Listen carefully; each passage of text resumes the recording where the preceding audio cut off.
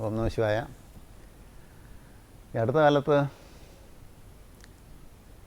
പലരും സോഷ്യൽ മീഡിയയിലൊക്കെ ലേന എന്ന് പറയുന്ന ഒരു നടിയുടെ ആയിട്ടുള്ള ഇൻ്റർവ്യൂ മറ്റും കേട്ടിട്ടുണ്ടാവില്ല, കണ്ടിട്ടുണ്ടാവും. അവരുടെ ഒരു പുസ്തകം അത് ഇംഗ്ലീഷിൽ പുറത്തിറങ്ങി കഴിഞ്ഞു, മലയാളത്തിലോട്ടനെ ഇറങ്ങുന്നെന്ന് കേൾക്കുന്നു, ചിലപ്പോൾ ഇറങ്ങി കാണും ഇത് പറയുന്ന സമയത്ത്. അതിൻ്റെ പേര് ദൈവത്തിൻ്റെ ആത്മകഥ എന്നാണ്. അപ്പോൾ തീർച്ചയായിട്ടും അങ്ങനെ ഒരു പേര് കാണുമ്പോൾ നമുക്കവിടെ കൗതുകം തോന്നും. അങ്ങനെ ദൈവത്തിന് ആത്മകഥ എഴുതാൻ സാധിക്കുമോ? അപ്പോൾ അങ്ങനെ ആത്മകഥ എഴുതുന്നത് ആരാണ് ഈ പുസ്തകം എഴുതിയതെന്ന് നോക്കുകയാണെങ്കിൽ പുസ്തകത്തിൻ്റെ പുറംചട്ടയിൽ ഗ്രന്ഥകർത്താവിൻ്റെ പേരൊന്നുമില്ല. അപ്പോൾ ഈ പുസ്തകം നമ്മൾ കൗതുകം ജനിപ്പിക്കും. അപ്പോൾ അത് തീർച്ചയായിട്ടും ഒരു വായിക്കാനുള്ള പ്രേരണ നമ്മളിലുണ്ടാകും. അപ്പോൾ ഈ സിനിമാ നടിയും ദൈവമായിട്ട് എങ്ങനെ ബന്ധം? ദൈവത്തിൻ്റെ ആത്മകഥയിൽ അവരെന്താണ് പറയുന്നത്? ദൈവത്തിൻ്റെ ആത്മകഥയിൽ അവർ പറഞ്ഞിരിക്കുന്നത് അവരുടെ തന്നെ ജീവിതത്തിലുണ്ടാകുന്ന ആധ്യാത്മികമായ മാറ്റങ്ങളെക്കുറിച്ചാണ്. ആ ഒരു ജ്ഞാനം നേടുന്ന, ജ്ഞാനം അത് ബോധ്യമാകുന്ന പല ഘട്ടങ്ങളെക്കുറിച്ചാണ് അതിൽ വിവരിച്ചിരിക്കുന്നത്. അപ്പോൾ അതിൻ്റെ പ്രാധാന്യം ഇവിടെ ഈ സന്ധ്യാദൈവത്തിൽ അത് പറയാനുള്ള കാരണം എന്താ, ഈ വേദിയിൽ അത് പറയാനുള്ള കാരണം എന്താ വെച്ചാൽ, നമുക്കറിയാം ഒരു സിനിമ നടി എന്ന് പറഞ്ഞ ഇന്നത്തെ കാലത്തിൽ എല്ലാത്തരം സുഖഭോഗങ്ങൾക്ക് നടുവിൽ, അല്ലെങ്കിൽ മനുഷ്യൻ്റെ മനസ്സിനെ ലൗകികമായിട്ട് ഏറ്റവും അധികം ചലിപ്പിക്കുന്ന ഒരു മേഖലയാണ് സിനിമാ മേഖല എന്ന് പറയുന്നത്. അപ്പോൾ ആ സിനിമാ മേഖലയിൽ തുടർച്ചയായിട്ട് ഒരിക്കലും മാറി നിൽക്കാതെ പ്രവർത്തിച്ചുകൊണ്ടിരിക്കുന്ന വ്യക്തിയാണ് ലെന. അപ്പോൾ അങ്ങനെ ഒരു വ്യക്തിക്ക് പോലും ആത്മജ്ഞാനം സാധ്യമാണ്. അങ്ങനെ ഒരു ആത്മജ്ഞാനത്തിന് ആശ്രമത്തിൽ പോയി താമസിക്കേണ്ട കാര്യമില്ല, സന്യാസമൊന്നും സ്വീകരിക്കേണ്ട ആവശ്യമില്ല. ഇതൊന്നും ഇല്ലാതെ ഒരു സ്ത്രീക്ക് തൻ്റെ ലോകവ്യവഹാരങ്ങൾ ഏർപ്പെട്ടുകൊണ്ട് തന്നെ, വിവാഹ ജീവിതം നയിച്ചുകൊണ്ട് തന്നെ, വിവാഹമോചനം നേടിക്കൊണ്ട് തന്നെ, മറ്റ് സിനിമാ മേഖലയിൽ പ്രവർത്തിച്ചുകൊണ്ട് തന്നെ ഈ ആത്മജ്ഞാനത്തിൻ്റെ മാർഗത്തിൽ മുന്നോട്ട് പോകാൻ സാധിക്കും, അത് നേടാൻ സാധിക്കും എന്നുള്ളതാണ് അവർ ആ പുസ്തകത്തിൽ കൂടി പറയുന്നത്. അപ്പോൾ അതുകൊണ്ടാണ് അതിൻ്റെ പ്രാധാന്യമുള്ളത്. നമ്മൾ പലപ്പോഴും വിചാരിക്കുന്ന ഇത് വളരെ ബുദ്ധിമുട്ടുള്ള വഴിയാണ്, നമുക്ക് സാധാരണക്കാർക്കൊന്നും ഇത് പറ്റത്തില്ല, അത് വളരെ അപൂർവം പേർക്ക് മാത്രം സാധിക്കുന്നതാണ്, വളരെ കഠിനമായ തപസ് കൊണ്ടും വലിയ വ്രതനിഷ്ഠകൾ കൊണ്ടൊക്കെ പറ്റുള്ളൂ, സാധാരണ ലോകജീവിതം നയിക്കുന്നവർക്ക് ഇതൊന്നും പറ്റുകയില്ല എന്നാണ് നമ്മൾ സാധാരണ വിചാരിക്കുന്നത്. അപ്പം അങ്ങനെയുള്ള ധാരണകളൊക്കെ പൊളിച്ചെഴുതുന്നതാണ് ഈ ദൈവത്തിൻ്റെ ആത്മകഥ. അപ്പോൾ അതിനകത്ത് വളരെ മാർഗം നമ്മൾ വിചാരിക്കുന്ന കഠിനമല്ല എന്ന് പറയുമ്പോൾ, അപ്പോൾ ഇന്നെങ്ങനെയാണ് എല്ലാവർക്കും കിട്ടേണ്ടതെന്ന് ചോദിക്കും. ഇത് കഠിനമല്ല എന്നുണ്ടെങ്കിൽ ഇത് എല്ലാവർക്കും ഇത് കിട്ടേണ്ടതല്ലേ? പക്ഷെ നമ്മളാരും അത് വേണ്ട പോലെ അന്വേഷിക്കുന്നില്ല എന്നുള്ള മാത്രമാണ് എൻ്റെ വ്യത്യാസമുള്ളത്. നമുക്ക് ഇത് നേടണം എന്നുള്ള തീവ്രമായ ജിജ്ഞാസ നമ്മുടെ ഉള്ളിലില്ല. ആ ജിജ്ഞാസ നമ്മുടെ ഉള്ളിലുണ്ടെങ്കിൽ അത് സാധ്യമാണ്. കാരണം ശങ്കരാചാര്യർ ബ്രഹ്മസൂത്രത്തിലും മറ്റും പറയുന്നത് ഇത്ര മാത്രമേ ഉള്ളൂ. അതായത് ഈ ആത്മജ്ഞാനത്തിലേക്ക് വഴി 3 ചുവടേ വയ്ക്കാനുള്ളൂ. ആത്മജ്ഞാനത്തിലേക്ക് ശ്രവണം, മനനം, നിധിധ്യാസനം 3 ചുവടാണ് അതിൽ പറഞ്ഞിരിക്കുന്നത്. ശ്രവണം എന്ന് പറഞ്ഞാൽ കേൾക്കുക, ഇങ്ങനെ സംഭവമുണ്ട്.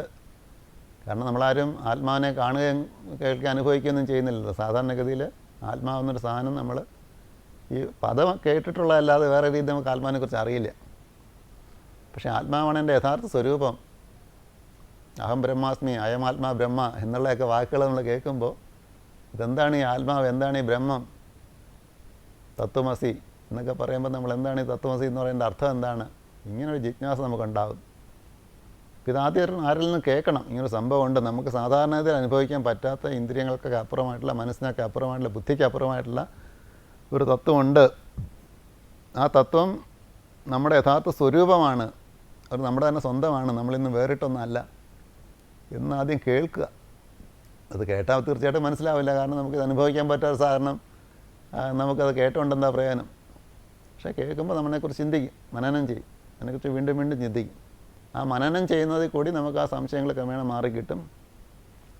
ആ മനനം ചെയ്ത് കിട്ടുന്ന അറിവ്, ആ ബോധം, അതിനെ പ്രായോഗികത്തിൽ പരീക്ഷിച്ച് നോക്കുക, ജീവിതത്തിലെ ഓരോ സന്ദർഭങ്ങളിൽ അത് പരീക്ഷിച്ച് നോക്കുക, അത് ശരിയാണെന്ന് ബോധ്യപ്പെടുക.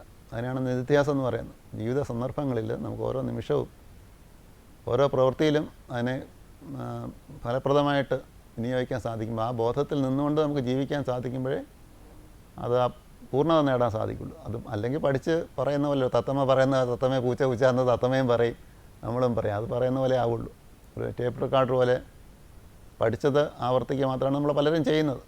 അത് അനുഭവത്തിൽ വരണമെങ്കിൽ നമുക്ക് ജീവിതത്തിൽ ആ തലത്തിൽ നിന്നുകൊണ്ട് ജീവിക്കാൻ സാധിക്കണമെങ്കിൽ നമ്മുടെ ജീവിത വീക്ഷണം തന്നെ പൂർണ്ണമായിട്ടും മാറി വരണമെങ്കിൽ ആത്മതലത്തിൽ നിന്നുകൊണ്ട് ലോകത്തെ കാണാനും ലോകമായിട്ട് ഇടപെടാനും നമുക്ക് സാധിക്കണമെങ്കിൽ നിധിധ്യാസനം കൂടി നമുക്ക് ആവശ്യമാണ്. അപ്പോൾ ഈ 3 ഘടകങ്ങൾ മാത്രമാണ് ഈ ഗ്രന്ഥത്തിൽ കൂടി അവർ പറയുന്നത്. പക്ഷേ അതൊന്നും ആധുനിക ലോകത്തിന് മനസ്സിലാക്കാൻ സാധിക്കത്തക്കവണ്ണം ഞാൻ ആരാണ്, ഞാൻ എന്താണ്, ഞാൻ എവിടെയാണ്, ആ രീതിയിൽ ഒരു ആത്മാന്വേഷണത്തിൽ കൂടെ അവരെങ്ങനെയാണ് എത്തിച്ചേർന്നത്, എത്രയെല്ലാം വീഴ്ചകൾ സംഭവിച്ചാലും എന്തെല്ലാം കുറവുകളൊരു വ്യക്തിക്കുണ്ടെങ്കിലും ഇതൊന്നും ആത്മജ്ഞാനത്തിന് തടസ്സമല്ല. കാരണം ഇത് നമ്മുടെ യഥാർത്ഥ സ്വരൂപം മാത്രമാണ്. നമ്മൾ എന്ത് വേഷം നാടകത്തിൽ കെട്ടുന്നു അല്ലെങ്കിൽ സിനിമയിൽ അഭിനയിക്കുന്നു എന്നുള്ളത് നമ്മുടെ യഥാർത്ഥ വ്യക്തിത്വത്തെ ബാധിക്കുന്ന വിഷയമേ അല്ല. എന്ത് വേഷം കെട്ടിയാലും അഴിച്ചു വെച്ച് കഴിഞ്ഞാൽ നമ്മൾ പഴയ വ്യക്തി തന്നെയാണ്. അപ്പോൾ അതേപോലെ ഈ ലോകത്തിൽ നമ്മൾ എന്ത് വേഷം കെട്ടുന്നു, എന്ത് ഭാഗമാണ് നമ്മൾ അഭിനയിക്കുന്നത്, സ്ത്രീയായിട്ടോ പുരുഷനായിട്ടോ രാജാവായിട്ടോ യാചകനായിട്ടോ രോഗിയായിട്ടോ ഡോക്ടറായിട്ടോ എന്തഭിനയിച്ചാലും നമ്മുടെ യഥാർത്ഥ സ്വരൂപം, നമ്മുടെ എല്ലാവരുടെയും യഥാർത്ഥ സ്വരൂപം ഒരേ ഒരു ജീവചൈതന്യമാണ്, ആത്മചൈതന്യമാണ്. ആ ബോധം എല്ലാവർക്കും ഉണർത്തിയെടുക്കാൻ സാധിക്കും. അങ്ങനെ സാധിക്കും എന്നുള്ളതിന് നമുക്കിന്ന് ആധുനിക കാലഘട്ടത്തിൽ തന്നെ നമ്മോടൊപ്പം ജീവിക്കുന്നൊരു വ്യക്തി തന്നെ സാക്ഷ്യപ്പെടുത്തുമ്പോൾ അതിന് വളരെ ഒരു പ്രസക്തി നമുക്കിടയിലുണ്ട്. അത് നമ്മുടെ ആചാര്യന്മാർ പറഞ്ഞ അതേ കാര്യം തന്നെയാണ്. പക്ഷേ പഴയ വീഞ്ഞ് പുതിയ കുപ്പിയിലെന്ന് പറഞ്ഞ പോലെ ഇന്നത്തെ സമൂഹത്തിന് മനസ്സിലാകുന്ന രീതിയിൽ അവർക്ക് ഉൾക്കൊള്ളാൻ സാധിക്കുന്ന രീതിയിൽ അവരത് ആവിഷ്കരിച്ചിട്ടുണ്ട്. അപ്പോൾ ഇതൊക്കെ നമ്മൾ മനസ്സിലാക്കണം. അത് ആത്മീയത എന്ന് പറയുന്നത് ഒരു കൂട്ടർക്ക് മാത്രം ഉള്ളൊരു കാര്യമല്ല, എല്ലാവർക്കും, ആബാലവൃദ്ധം ജനങ്ങൾക്കും എപ്പോഴും ഏത് നിമിഷവും നേടിയെടുക്കാൻ സാധിക്കുന്നതും സംഭവിക്കാൻ സാധിക്കുന്നതുമാണ്. അതിന് വേണ്ട ജിജ്ഞാസയുണ്ടെങ്കിൽ അതിന് എല്ലാവർക്കും ഉണ്ടാകട്ടെ എന്ന് പ്രാർത്ഥിക്കുന്നു. ശരി.